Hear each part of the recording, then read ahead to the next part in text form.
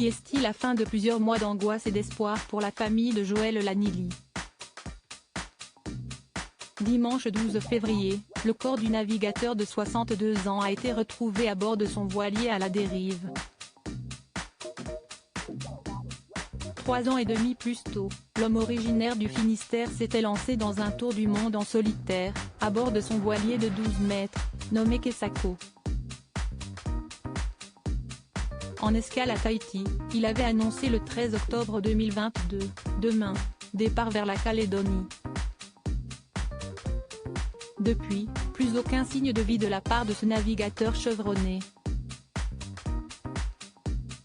Si Joël Lagnily avait cessé de donner des nouvelles, sa balisée continuait d'émettre, ses proches avaient sonné l'alerte le 21 décembre et le navire avait été repéré. En effet, un cargo avait aperçu le voilier du skipper dérivant au nord des îles Marshall, mais n'avait pas pu l'atteindre à cause d'une tempête. Il n'y avait pas de traces de vie sur le pont. L'une des voiles de Kesako était complètement déchirée.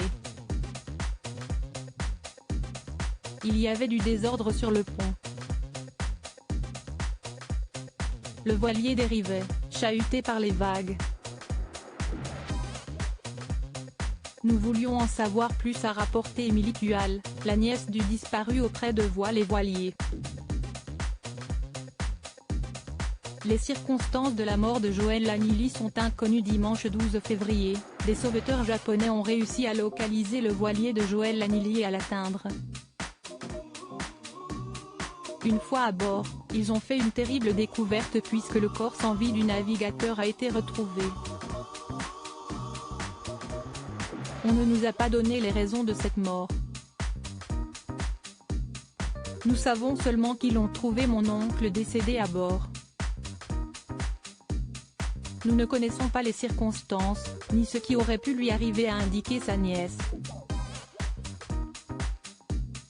Les sauveteurs ont récupéré le corps de Joël Lagnily ainsi que certains de ses effets personnels. Il devrait arriver au Japon entre le 16 et le 17 février. De son côté, le voilier Kesako a été laissé à la dérive, son remorquage étant impossible. Une bien triste nouvelle pour les proches de l'homme qui est mort en pratiquant sa passion.